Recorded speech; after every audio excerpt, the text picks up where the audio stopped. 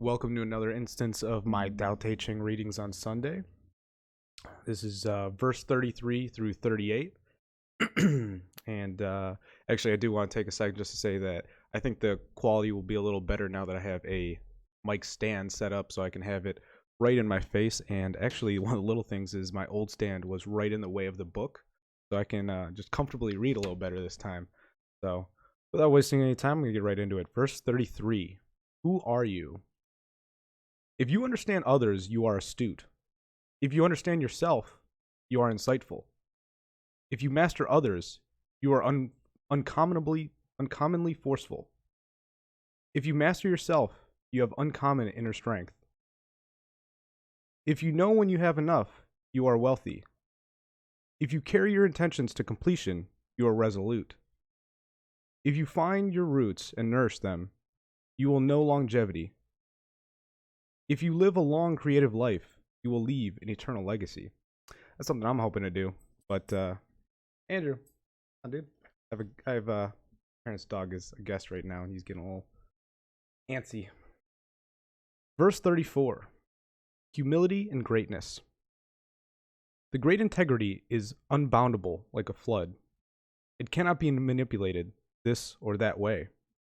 This is the very wellspring of life, always outpouring and never commanding.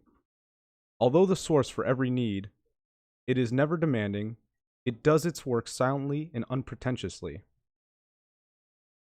All return to the great integrity as our liberating universal home. By never seeking greatness permeates indeed. Verse 35. The consummate food and the ultimate music. When you merge with the universe, the whole world is attracted to you, discovering through you its own security, peace, and good health. Passing guests may stop by, at first attracted to your savory food and inspirational music. But they might leave more deeply enriched than they could ever have anticipated.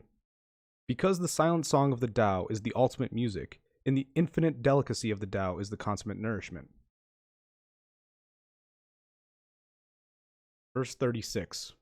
Too much invites disaster. What is overexpanded becomes diminished.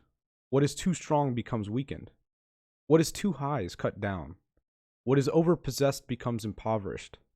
It is the nature of process that in the final stages, those who are overextended, overarmed, and overprivileged shall become overcome. Disaster stalks the fish which swims up from its deep water home, and the army which threatens to conquer those beyond its own borders. Verse 37. The primal simplicity. The great integrity imposes no action, yet it leaves nothing undone. Were governments to embrace it, everything would develop naturally. If thereafter an old ego should reincarnate, the already permeates primal simplicity would neutralize it in its own pervasive silence. Returning to silence is the returning to peace. Returning to peace reharmonizes the world itself. And the last one, verse 38. Distinguishing the highest from the lowest morality. This is a very good one. You can readily recognize the highest virtuousness because it never places itself on display. You can readily recognize the lowest virtuousness because it is always announcing itself. The highest virtue quietly serves universal needs. The lowest virtue actively strives for personal success. The highest morality serves common needs. The lowest morality is self-serving.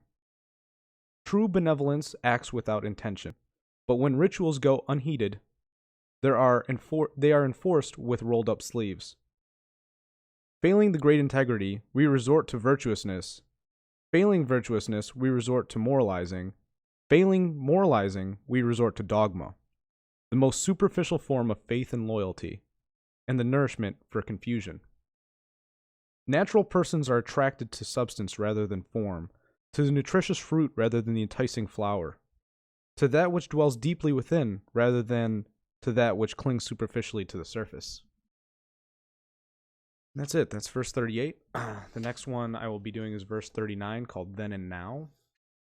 Yeah, I thought this is we're kind of hitting the stride. We're not getting into the simpler stuff. This is getting into actually, these last couple have been a lot of explaining some of the weaknesses I've seen in bit of my Catholic upbringing.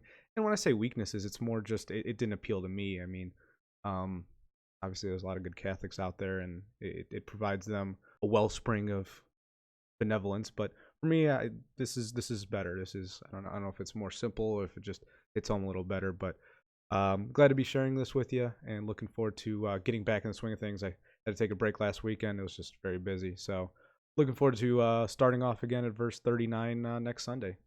Thanks for watching.